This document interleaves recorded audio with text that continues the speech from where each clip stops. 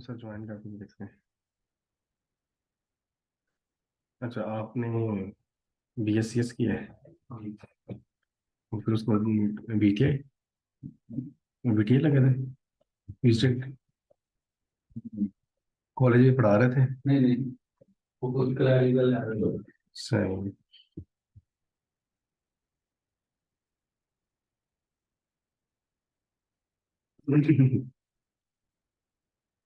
अस्सलाम वालेकुम, आप सबको मेरी आवाज़ आ रही है?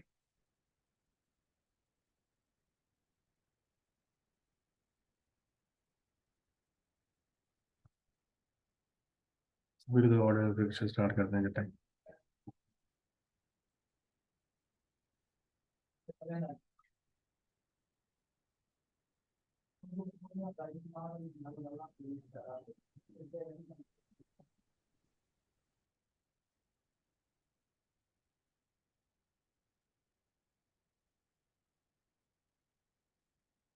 आप सबको मेरी आवाज़ आ रही है?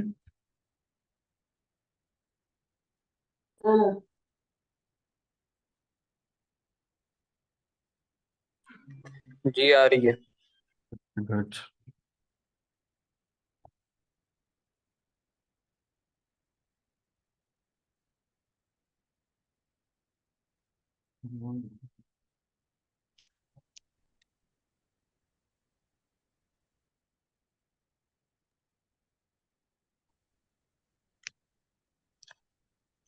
अस्सलाम वालेकुम सबको मेरी तरफ से सलाम। मेरा नाम मलिक मोहम्मद नूर है और मैं आप लोगों का इंस्ट्रक्टर हूँ। मेरी एजुकेशन वो MSc है और मुझे तकरीबन 5 साल का एक्सपीरियंस है वेब डेवलपमेंट के अंदर। वेब डेवलपमेंट के अंदर मैंने डिफरेंट टेक्नोलॉजीज पे काम किया है। HTML है, CSS है, PHP है, रिएक्ट JS पे काम किया। मैंने रिएक्ट JS के और भी बहुत से फीचर्स पे काम किया है। रिएक्ट नेटिव पे काम किया, मोबाइल एप्लीकेशन पे काम किया है। ओके, तो आज का जो हमारी क्लास है, ये हमारी क्लास है रिएक्ट JS और नोड JS की ओरिएंटेशन क्लास है।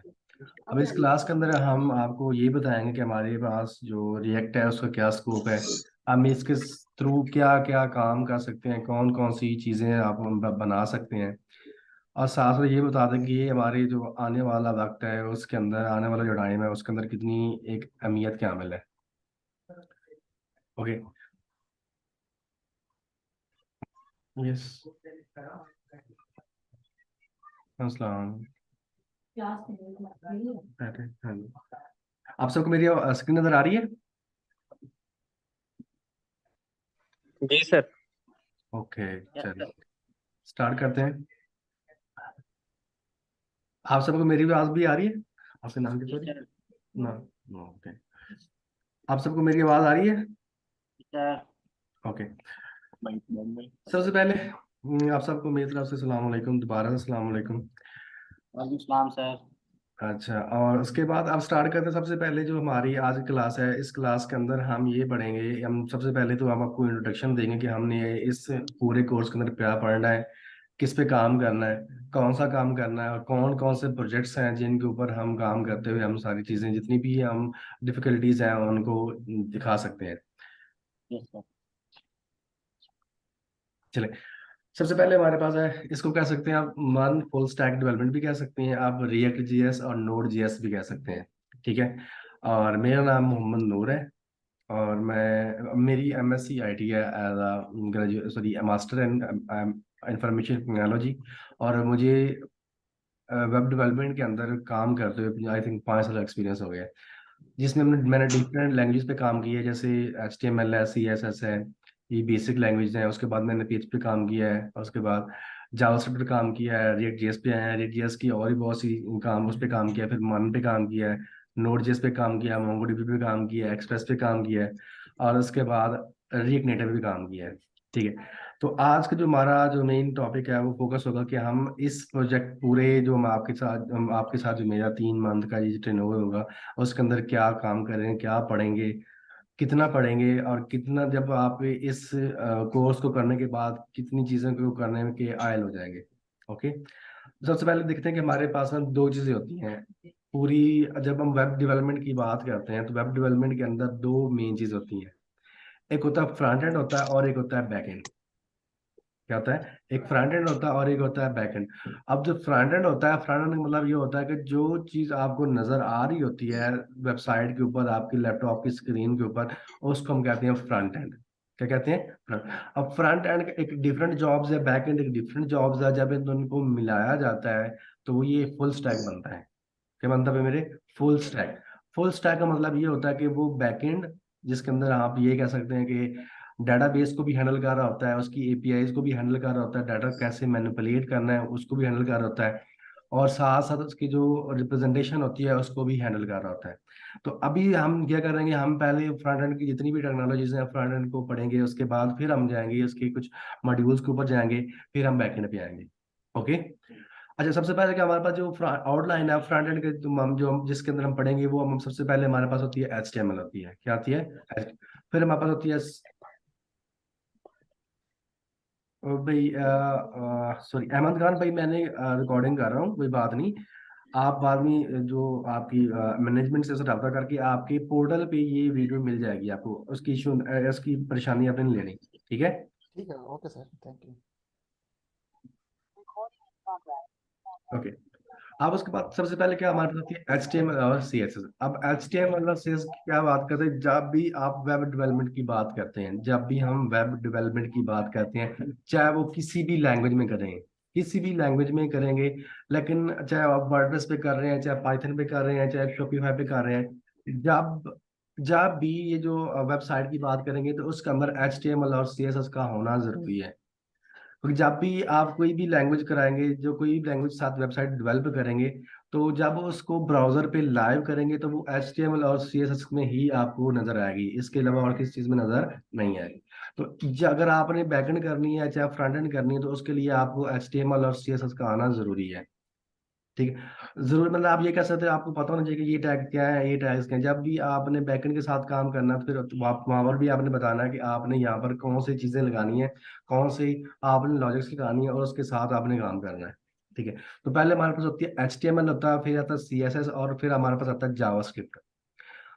अब HTML CSS और जावास्क्रिप्ट इसको हम कह सकते हैं आप जो फ्रंट एंड लैंग्वेज है, फ्रंट एंड के को डेवलप करने के लिए जो हमने प्योर या उसको कह सकते हैं बेसिक लैंग्वेज है या बेसिक टर्मिनोलॉजीज हैं, वो हमारे पास तीन है। पहले हमारे पास होती है HTML है, CSS और जावास्क्रिप्ट। अब ये कह सकता है कि जब भी कोई आप वेबसाइट को डेवलप करते हैं तो उसका जो ढांचा बनाते हैं, वो ढांचा जो होता है, वो स्केलेटन आप कह सकते हैं, वो हमारे पास होता है HTML होता है। क्या होता है भाई मेरे, HTML। अब उसके बाद जब हम CSS की बात करते हैं तो जो ढांचे को खूबसूरती प्रोवाइड करते हैं या उसकी शेप को चेंज करते हैं, उनके डिफरेंट कलर्स देते हैं, तो उनको देने के लिए हम जो लैंग्वेज यूज करते हैं उसको हम कहते हैं CSS। क्या कहते हैं, CSS।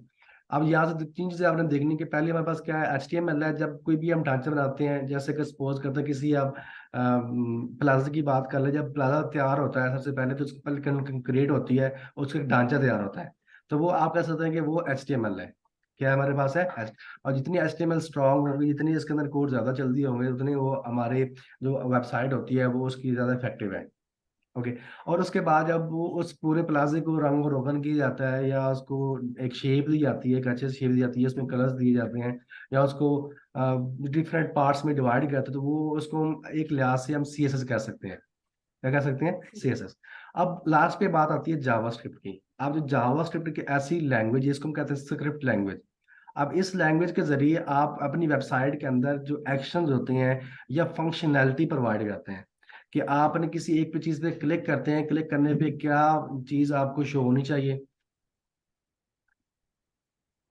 क्या चीज शो नहीं होनी चाहिए, इन सब चीजों को देखने के लिए हम क्या यूज करते हैं, जावास्क्रिप्ट। क्या यूज करते हैं।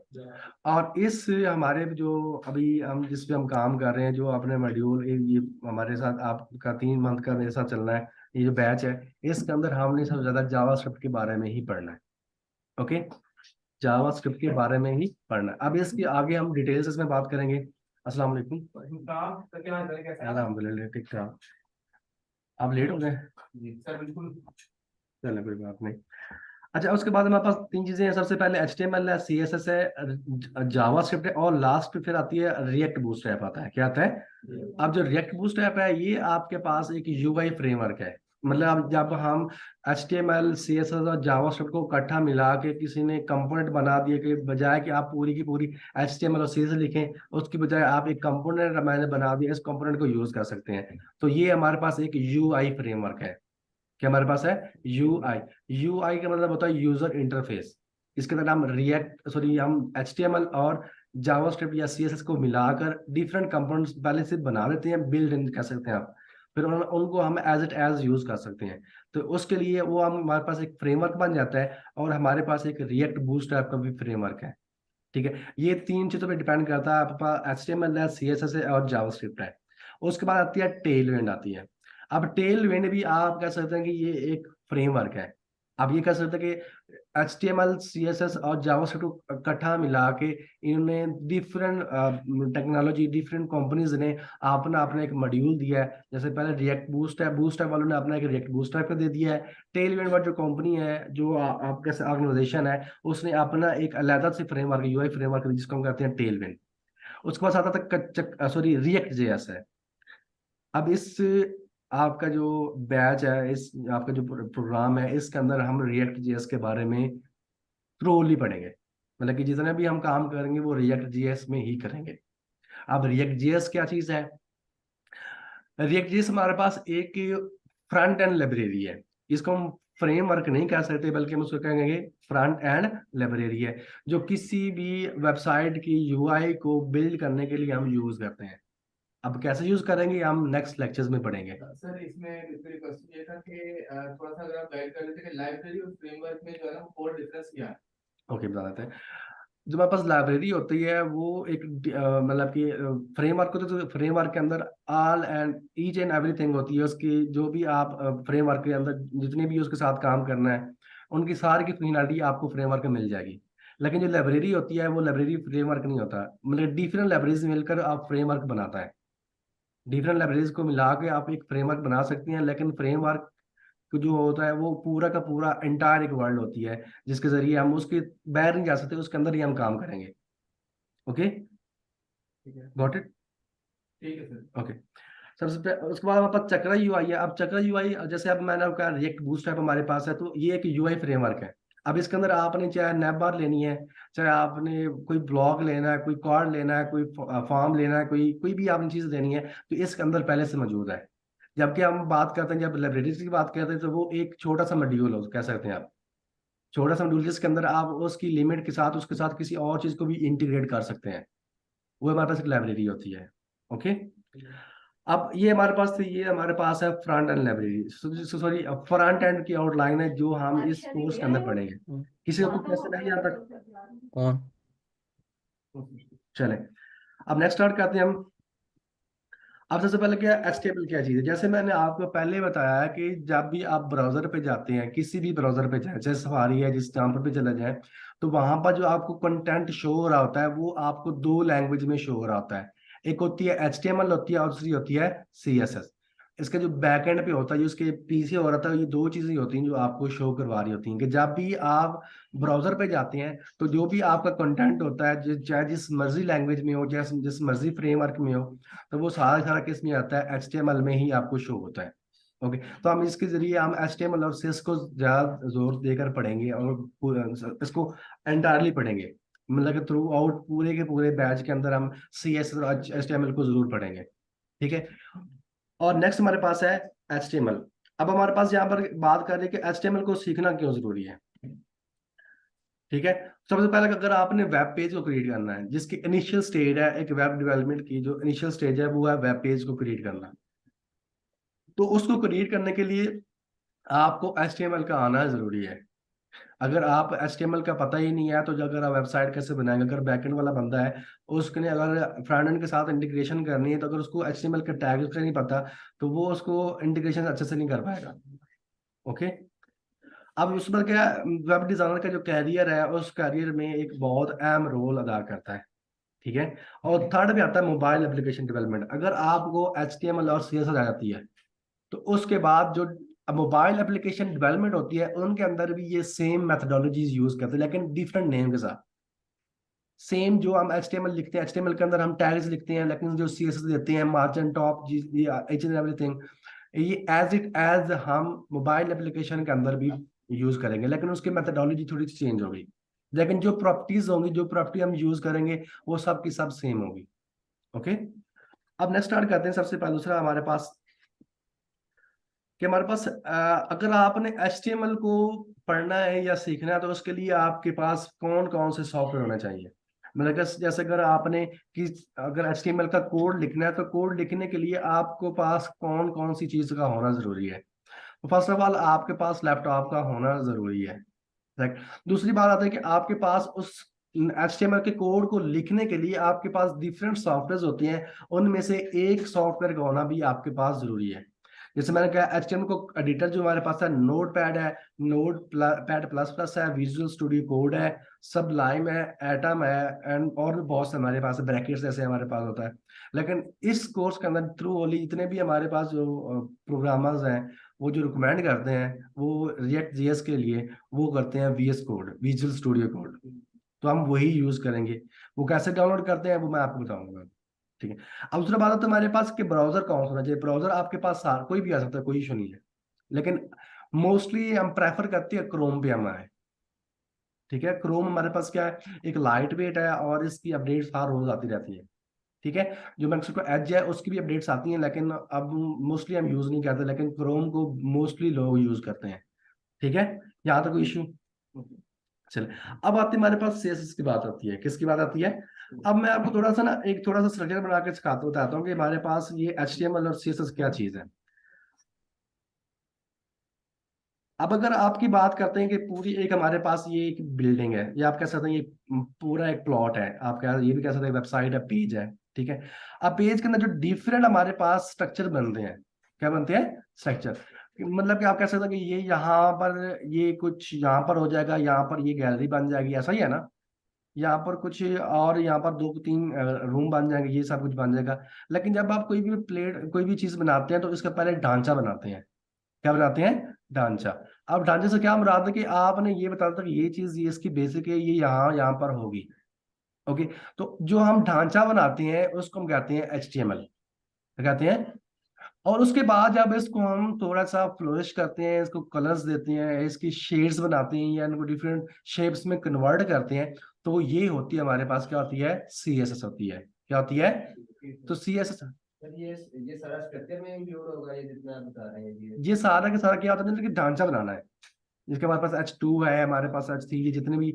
और एक और आपने अपने माइंड में बात रखनी है कि वेबसाइट के अंदर या डिजिटल दुनिया के अंदर, डिजिटल वर्ल्ड के अंदर आपके पास डाटा आएगा।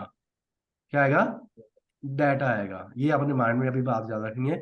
डाटा को शो कैसे करवाना है ये हम पे डिपेंड करता है, ठीक है।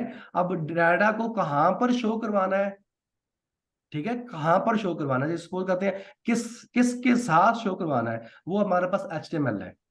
और उसको कहाँ पर कैसा शो करवाना है, ये इसके लिए हम CSS का सहारा लेते हैं। ओके, और दूसरी हमारे पास आती है जिसको मेन आप कह सकते हैं, आप डेवल आप कह सकते हैं, मॉन्स्टर आप भी कह सकते हैं। वो हमारे पास है जावास्क्रिप्ट। क्या हमारे पास है, जावास्क्रिप्ट। जावास्क्रिप्ट अगर किसी बंदे को, जिस बंदे को जावास्क्रिप्ट आ गई उसको हर एक चीज आ गई। ओके, जावास्क्रिप्ट हमारे पास है, ये फंक्शनैलिटी लाने के लिए हम यूज करते हैं।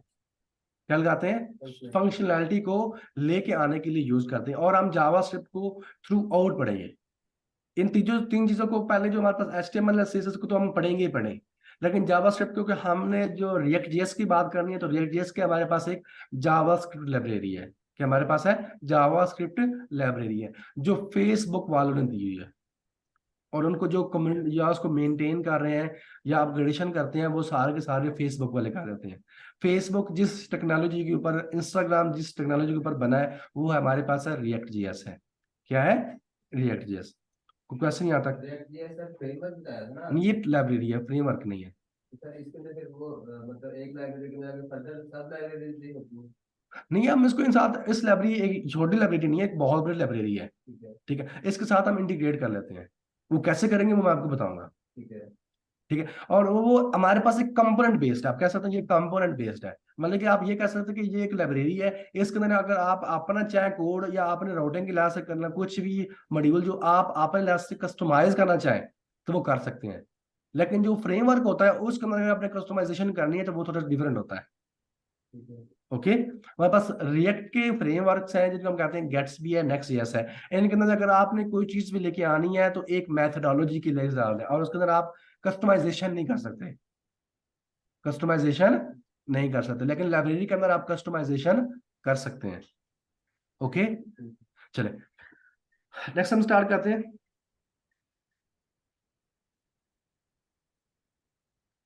अब हम सब 1998 के अंदर हैवन William Lee produce the proposed the idea of CSS in 1996 the first word CS stand for Cascade Styling Sheet, Cascade Style Sheet। अब इसके वर्जन आते होते हैं, क्या आते हैं वर्जन।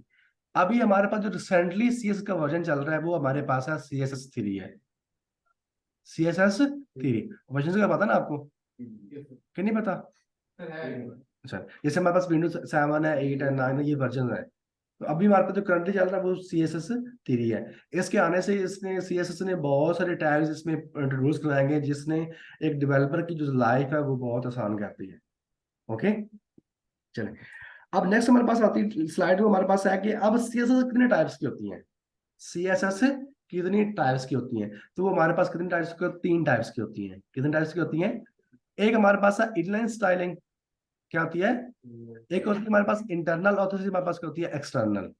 ये क्या होती है ये मैं आगे आपको बताऊंगा, लेकिन ये इसके 3 टाइप्स होती है, इनको लिखने का तरीका 3 टाइप्स के साथ है। अब वो उसके बाद सिर्फ को हमने सीखना क्यों चाहिए, ये स्टाइलिंग HTML को टैग्स को स्टाइल करना, शेप देने के लिए। क्या देने के लिए भाई मेरे? शेप। अगर मैं आपको एक छोटे से मैं आपको चीज दिखाऊं, देखिए अभी यहाँ पर एक ना ब्राउजर पे जाते हैं, क्रोम का ब्राउजर है, ठीक है। अब इसके अंदर हम जाते हैं, कोई भी यहाँ से हम गूगल कर लेते हैं, ठीक है। अच्छा, ये हमारे पास एक पेज आ गया, क्या क्या हमारे पास पेज। अब इस पेज को जब हम इंस्पेक्ट करते हैं ना, आपको 2 चीजें मिलेंगी। कितनी चीजें मिलेंगी? 2। एक आपको HTML में मिलेगा और एक हमारे पास क्या मिलेगी? CSS। अब ये जो HTML देखिए हमारे पास, ये ऊपर वाला ये हमारे पास क्या है, ये देखिए एलिमेंट्स का मतलब क्या होता है कि ये इस पेज के अंदर जो जो एलिमेंट्स मौजूद हैं, इस पेज के अंदर जो जो एलिमेंट्स मौजूद है। सॉरी, क्यों नहीं यार, क्यों नहीं? ये अच्छा, अब देखो ये हमारे पास आ रहा है।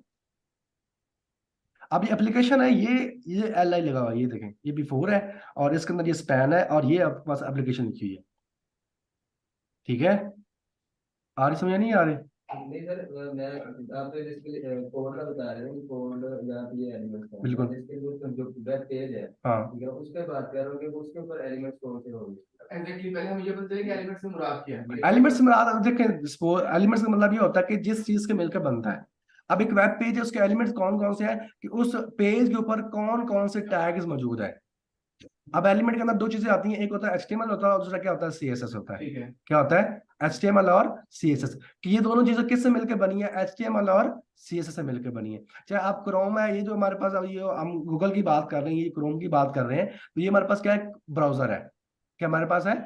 अब ये नहीं पता कि किससे बना हुआ है, ठीक है। लेकिन अब जब इसको मैं इंस्पेक्ट करता तो इसके जो बैकएंड पे जो हमें नजर आ रहा है, जो इसके ढांचा नजर आ रहा है, वो हमारे पास 2 चीजें, एक हमारे पास है HTML, ये हमारे पास ऊपर वाला कोड है सारा का सारा HTML का है। ओके, क्या हमारे पास है? HTML का कोड है, और जो नीचे वाला है ये हमारे पास, ये हमारे पास क्या है? ये हमारे पास है CSS है। क्या हमारे पास है? अब मैं आपको एक चीज दिखा रहा था, जैसे हमारे पास ये एक पूरी की पूरी रो है, ये देखें एक पूरी की पूरी रो है। इसको जब हम सपोज करते हैं, यहाँ पर उसने किया हुआ है,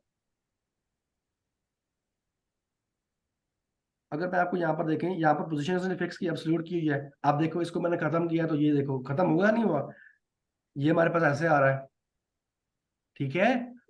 अब ये इसका मतलब ये होता है कि ये जो ऊपर वाली जितने भी ये एलिमेंट्स है ना, HTML एलिमेंट्स, उनकी जो स्टाइलिंग है या उनका अपीयरेंस है, वो कौन कंट्रोल कर रहा है? वो CSS कंट्रोल कर रहा है। क्या कर रहा है? CSS। आप समझ आई नहीं आई? सर पॉइंट क्लियर है आपका, लेकिन अल्टीमेटली हमें ये लग रहा है कि आपने जैसे डिफाइन किया है कि HTML और CSS जो है ना वो बेसिक बिल्डिंग ब्लॉक्स हैं, वो एलिमेंट्स हैं, अगर फर्दर ऑन हम मूव करें तो HTML के अंदर आपके पास टैग्स आ जाते हैं। हाँ, अगर हेडिंग तो आती ये है टैग, HTML के टैग्स है ना, ये HTML के वो एलिमेंट्स हैं। ये HTML के एलिमेंट्स हैं, हाँ मतलब जी, कि हम टैग्स और एलिमेंट्स को मिक्स कर सकते हैं, वो एक ये ही चीज है। वो एक चीज है, टैग्स और एलिमेंट्स। अब आगे मैं पढ़ाऊंगा तो आपको समझ आ जाएगी क्या चीज है, ठीक है। क्योंकि अब एलिमेंट्स का मतलब क्या होता है, किससे, जैसे हमारे पास बॉडी एलिमेंट्स है, वो हमारे पास क्या है, ये जिन चीजों से हमारी बॉडी मिलकर बनी है वो हमारे पास एलिमेंट्स है। इस तरह वेब पेज जिन ऑब्जेक्ट से, जिन चीजों से मिलकर बने हैं, वो उस पेज का क्या है, एलिमेंट है। Okay, question. सर इसकी मैं कह रहा था कि एलिमेंट्स को हम डिफाइन कर रहे थे, मतलब एक विजुअली बात कर ली, लेकिन मैं चाह रहा था कि अगर कोई इसकी विजुअल प्रेजेंटेशन की है एलिमेंट्स की, कि आप हमें पेज के ऊपर कोई करके दिखा सकते हो, मतलब इन पॉइंट आउट कर सकें कि ये। सर थोड़ा सा हौसला रखें, जी अभी प्रेजेंटेशन दे रहा हूँ मैं आपको, नहीं ठीक सर, है। मैं मैं अभी अभी बेसिकली अभी मैं आपको HTML पे लेके आऊंगा, परेशान क्यों होते क्लियर करना चाह रहा हैं। हूँ। मैं अभी आपको HTML पे लेके आऊंगा, ठीक है, वहां पर आपको पूरा भी दिखाऊंगा कि ये हमारे पास एलिमेंट्स हैं। ठीक है, ओके, अभी मैं प्रेजेंटेशन दे रहा हूँ कि ये हम इसके अंदर पढ़ेंगे। ओके। ओके सर, चलिए आगे, थैंक यू। चले, अब हमारे पास CSS 2D 3D element transition जो होती हैं एलिमेंट्स की, वो बनाने के लिए हम यूज करते हैं, ठीक है। ट्रांजिशन, क्या चीज, ट्रांजिशन।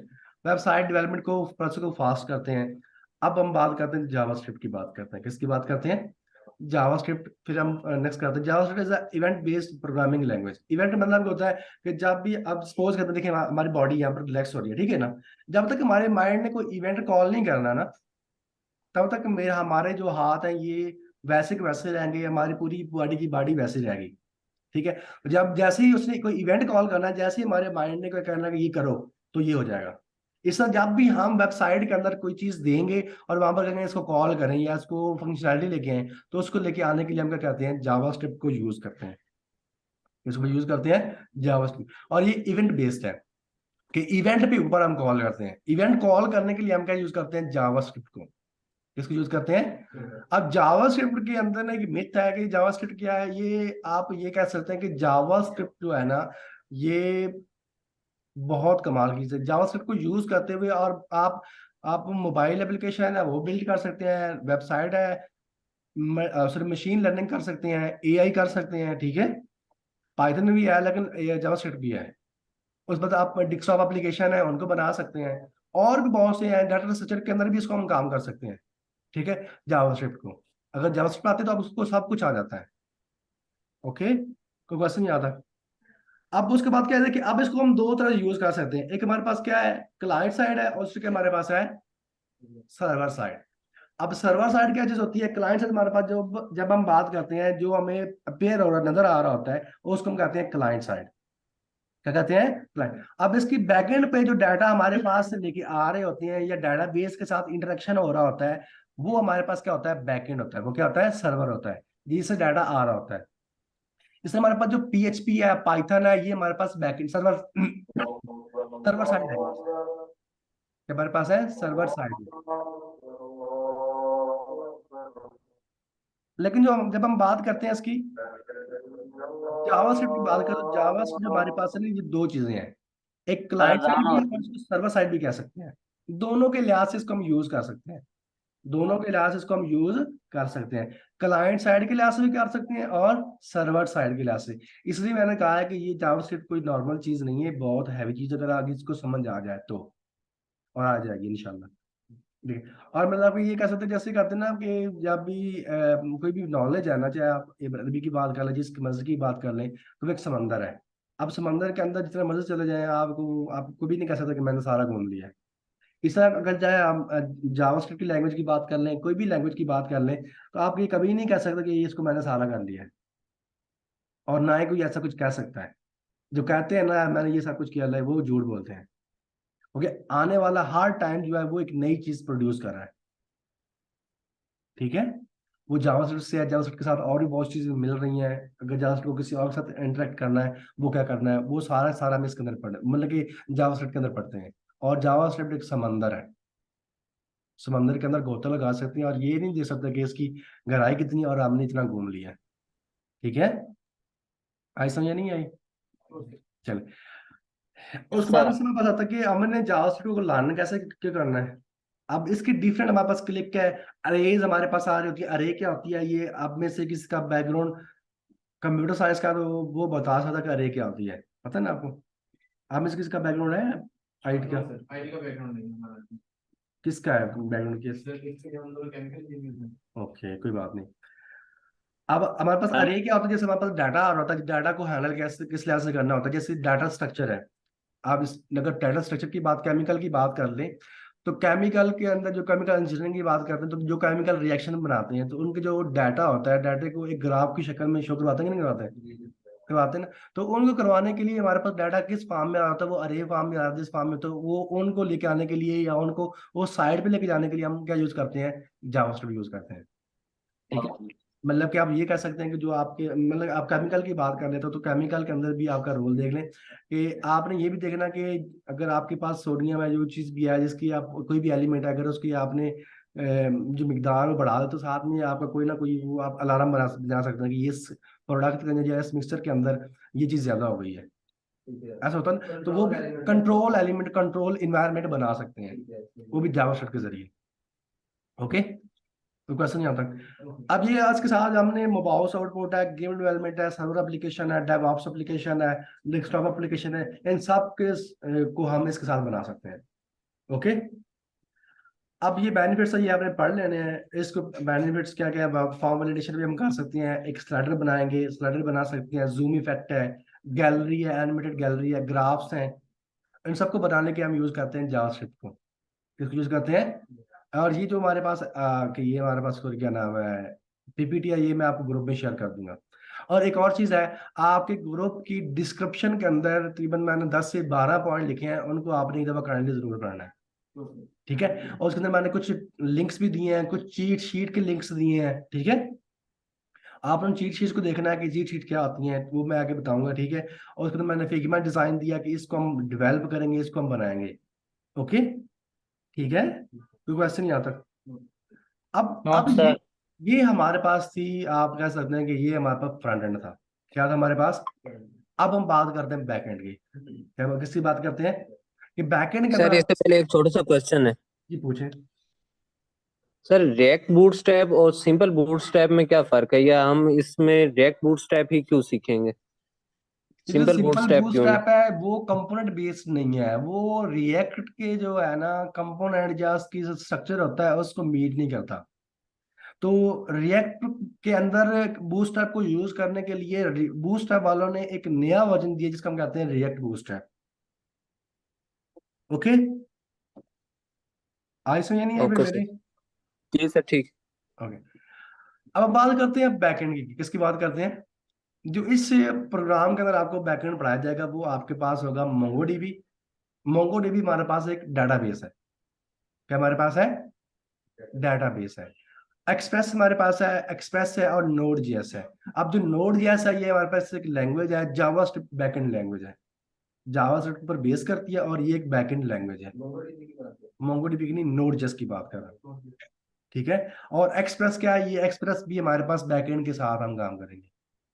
ओके, तो यहाँ पर और R for React, R for React. Okay, सबसे पहले बात करते हैं मोंगोडीबी क्या चीज होती है। मोंगोडीबी हमारे पास नॉन रिलेशनल डेटाबेस होती है, नॉन रिलेशनल डेटाबेस। अब डेटाबेस क्या होता है? आप ये कह सकते हैं कि एक हमारे पास टेबल होता है, टेबल के अंदर डाटा को स्टोर करने के लिए हम डेटाबेस का नाम लिख लेते हैं, और डेटाबेस को ही उसको कहते हैं जहां पर हम डाटा को स्टोर करते हैं, जहां पर हम डाटा को स्टोर, उसको हम कहते हैं डेटाबेस। ठीक है। और उसकी डिफरेंट हमारे पास डेटाबेसेस होती हैं, जैसे हमारे पास एसक्यूएल लाइट है, एसक्यूएल है, ओरेकल, अगर आपने नाम सुना हो, सुना कि नहीं सुना ओरेकल, वो भी हमारे पास एक डाटा बेस है। ओके, और उसके बाद मोंगो डीबी है, मोंगो डीबी हमारे पास क्या है? डाटा बेस है। ओके, चलिए, अब मोंगो डीबी क्या करें, अब इसके अंदर हम ये क्वेश्चन का फुल इंटरप्ट किया है। सॉरी के बाद बेसिकली आपने डेटाबेस के बारे में बताया, हमें आइडिया हो गया डेटाबेस क्या है, ठीक है। आपने उसके साथ लिखा हुआ था नॉन रिलेशनल, तो नॉन ये मैं रिलेशनल प्रॉब्लम, से क्या बुला रहा है? नॉन रिलेशन का मैं आपको इसको अभी थोड़ा सा elaborate नहीं कर पाऊंगा, अगर आपको आपको कंफ्यूजन लगता है कि लगे। आपने आगे रखा हुआ तो फिर तो ठीक है। वो आगे रखा हुआ है ना सर, पूरा पूरा इसका लेक्चर रखा हुआ है। दोनों से करें हम आगे से। मैंने अब ये नहीं कि मैंने आपको ऐसे बना दिया, मैंने कि उसका अब जब मोंगोडीबी पढ़ाऊंगा तो उसको बताऊंगा भी ना कि ये मोंगोडीबी क्या चीज है। ठीक है। ठीक है, अब वो भी याद में आपको ये भी बताऊंगा ना कि ये मोंगोडीबी इस डेटाबेस से क्यों बेटर है, और कौन कौन बंदा इसको यूज कर रहा है। मतलब अभी आप हमें ओवरऑल ओवरव्यू दे रहे हैं। ओवरव्यू देने के इसके अंदर हमने क्या क्या पढ़ना है, ठीक होगा। ठीक है। पहले मैंने यही कहा सर, चले कोई बात नहीं। अब तो हमारे पास क्या एक्सप्रेस जीएस है, क्या हमारे पास है, ये नोड जीएस का फ्रेमवर्क है। क्या है, नोड जीएस का फ्रेमवर्क है। अब इस फ्रेमवर्क के अंदर हम कह सकते हैं ये फ्रेमवर्क है, ठीक है, लेकिन इसकी लिमिटेशन भी होती है कि अब अगर इस फ्रेमवर्क को अपने यूज करना है तो उसको यूज करने के लिए अगर आपने कोई फाइल को लेके आना है ना तो उसको कुछ प्रोटोकॉल्स है, कुछ चीज को आपने यूज करना है तो उसको कुछ प्रोटोकॉल्स है, ठीक है। अगर हम एक्सेस को कैसे पढ़ेंगे, हम इसका सिक्योरिटी पढ़ेंगे, ऑथेंटिकेशन पढ़ेंगे, मॉडर्न टेक्नोलॉजी पढ़ेंगे, फास्ट एंड एफिशिएंट क्यों है वो भी पढ़ेंगे। अब इसके साथ हम बात करेंगे, हम एपीआई की बात करते हैं, किसकी बात करते हैं, एपीआई की। अब जब इसके ऊपर आप काम करेंगे ना तो आप, मैं कहता 100% तो श्योर नहीं, कोई भी बंदा हो सकता है, लेकिन मैं आपको 80 to 90% श्योर करवा सकता हूँ अगर आपने इसके ऊपर काम किया तो 3 मंथ, जो 3 मंथ आपके ना ये जाया नहीं जाएंगे, और ये मैं श्योरिटी के साथ कह सकता हूँ, ठीक है। क्योंकि मेरे पास इंटर्नशिप, जो मैं पहले तो मैं किसी का इंटर्नशिप लेता नहीं हूँ, अगर मैं पूरे लेता हूँ तो फिर मैं उसको पूरा करके देता हूँ, क्योंकि अभी मेरे पास 5 से 6 जो ऐसे लड़के हैं दोस्त मेरे इंटर्नशिप है, वो इस वक्त माशाल्लाह बहुत अच्छी जॉब्स पे है, अच्छी सी पोजीशन पे है। तो मैं मतलब कि श्योरिटी आप ये कह सकते हैं कि हमारे पास एक मुझे कॉन्फिडेंस है, अगर आपने ये 3 मंथ अच्छे से लगा लिए, जिसको जो अगर आपने मेहनत तो कहते हैं कोई भी चीज़ है ना वो बगैर मेहनत से मिलती नहीं है। आप जो मर्जी कर लेगा, ये आप कहते हैं सक्सेस का कोई शॉर्टकट नहीं होता, सक्सेस का कोई शॉर्टकट नहीं होता। तो अगर आपने मेहनत की तो मैं 100% श्योर करता हूँ कि 3 मंथ के बाद जब आप किसी अच्छी कंपनी में जाएंगे ना तो 45+ ही आपको मिलेगी, ठीक है। ओके, मैं आपको ये फैक्ट्स बता रहा हूँ, सॉरी फैक्ट्स बता रहा हूँ, मैं कोई आपको झूठ मूठ नहीं बता रहा। 45 से मेरे जो स्टूडेंट्स हैं उन्होंने स्टार्ट किया है, अभी किसी की 70 है, किसी की 60 है, ओके। जब जैसे जैसे आपका प्रोग्रामिंग के अंदर इंटरेस्ट पैदा होगा उसके बाद, और मेरे जो स्टूडेंट्स हैं उनका जो बैकग्राउंड है वो एक दो बंदे का बीएस सॉरी कंप्यूटर साइंस का था, बाकी सबका इकोनॉमिक्स वगैरह था। ये नहीं कहना कि यार मेरी वो जो बैकग्राउंड है वो कुछ और है, लेकिन आपको मेहनत चाहिए होगी बस, इनको समझना कैसे है। आप देखो बस लैपटॉप को यूज करना होता है, करते हैं कि नहीं करते, आप मोबाइल को यूज करते हैं नहीं करते। अब इसको किसी ने सिखाया तो नहीं ना आपको, चलाना किसी ने सिखाया है, खुद ही सीखा है ना, या आप जैसे जैसे इनके साथ आपने टाइम स्पेंड किया है इस तरह आपने खुद सीखा भी है। जैसे जैसे आप इसके साथ टाइम स्पेंड करेंगे, इसको देखेंगे ये क्या चीज़ है, तो आपको ये अच्छे से समझ भी आएगी। सेकंड दूसरी बात जो है कि हम मतलब कि 24/7 हम आपके लिए अवेलेबल है, मतलब ये, अब मतलब कि कुछ टाइम होता है कि जब बंदा पर्सनल कोई काम होता है वहाँ पर बंदा काम कर रहा होता है तो रिप्लाई नहीं होता, लेकिन हम 24/7 आपके साथ इंगेज रहेंगे। अब वो क्वेश्चन करेंगे, अब हम आपको उसी वक्त आपको बता देंगे ये क्वेश्चन क्या चीज़ है, ठीक है। कोई कन्फ्यूजन होती है आप मुझे मैसेज कर सकते हैं, वहां पर मैसेज ड्रॉप कर सकते हैं, आपके साथ वाले जो है किसको पता होगा तो बता देगा, तो मैं बता दूंगा, ओके। तो क्वेश्चन नहीं आता। अब आप आते थे ना रिएक्ट जेएस की बात करते हैं, किसकी बात करते हैं, रिएक्ट जेएस। अब ये इस आप कह सकते हैं अगर जिस बंदे को रिएक्ट आ गई है ना, रिएक्ट, वो आप कह सकते हैं कि वो 1+ लेगा, 100+ सॉरी, और वो लोग ले भी रहे हैं जिनका एक्सपीरियंस 1.5 से 2 साल एक्सपीरियंस है रिएक्ट जीएस में, किस भाई में, तो उसका अच्छा एक्सपीरियंस है, वो 150 क्रॉस करते हैं, और मैं अल्फन कह सकता हूँ कि 150 क्रॉस करते हैं क्योंकि हम ले रहे हैं, ठीक है। और ये हकीकत बात है, हम ये नहीं कह रहे कि झूठ मूठ की बात नहीं है, हकीकत की बात है, जिसका एक्सपीरियंस रिएक्ट जीएस का 1.5 से 2 साल है वो इतना ले जाता है, ओके। लेकिन पहली बात यह है कि आपको आना चाहिए, मतलब कुछ ऐसे बंदे होते हैं जिनकी जो बैकग्राउंड डिग्री होती है वो कुछ और होती है, लेकिन जब इस पे काम कर रहे होते हैं इनकी ग्रिप अच्छी जाती है, इनका जो विजुअलाइजेशन का काम होता है वो अच्छा होता है, तो वो इसके अंदर भी प्रलॉन्ग कर जाते हैं, ठीक। ये नहीं कहना कि बैकग्राउंड मेरा कुछ और है यहाँ पर कुछ और है, लेकिन आपने चीज़ें को सीखना है, ओके। रिएक्ट जीएस है, अब रिएक्ट जीएस के बारे में हम क्या पढ़ेंगे कि हमने जैसे कुछ हमने पहले पढ़ लिया रिएक्ट जीएस क्या चीज होती है, फिर इसके अंदर पढ़ेंगे रिएक्ट जीएस क्या है, फिर इसके साथ नोड जेएस को कैसे कंपेयर करेंगे, रिएक्ट के साथ क्या क्या काम कर सकते हैं, रिएक्ट क्यों हम यूज कर रहे हैं अपनी इस वेब डेवलपमेंट के अंदर, यूआई डेवलपमेंट के अंदर, ये फास्ट क्यों है, ये फास्ट क्यों है, ये सब कुछ पढ़ लिया। अब ये फ्रेमवर्क क्या है, ठीक है। अब नोड जेएस है, ये इसके बारे में पढ़ेंगे, नोड जेएस क्या चीज होती है, ओके। अब बात करते हैं कि सॉरी ये चीज़ है ये अब हमने बात करने के अगर आपने रिएक्ट का इन्वायरमेंट क्लीन करना है, रिएक्ट को सेटअप करने के लिए आपको क्या क्या चीज़ चाहिए। सबसे पहले आपके पास क्या होना चाहिए, आपके पास एडिटर तो होना चाहिए। वो मैं अभी आपको सिखा दूंगा कि एडिटर आपने कैसे डाउनलोड करना है। ओके, उसके साथ कौन कौन से एक्सटेंशन है वो भी मैं आपको बता दूंगा। Okay, question. दूसरी हमारे पास होता है कि आपने अपने सिस्टम के अंदर नोड जेएस को इंस्टॉल करना है। क्या करना है, वो भी कैसे इंस्टॉल करना है वो भी मैं आपको बता दूंगा। ओके, यहाँ तक किसी को क्वेश्चन, एनी क्वेश्चन? आप में से किसी का क्वेश्चन है जो ऑनलाइन जो स्टूडेंट्स हैं उनका कोई क्वेश्चन है तो पूछ सकते हैं। अभी आपकी जो जूम की मीटिंग एंड होगी, आपने दोबारा से ज्वाइन करना है, उसी लिंक से ज्वाइन करना है, ठीक है। अब ये हमारे पास होता है कि हमारे पास के मान जो हमारे पास इसको कहते हैं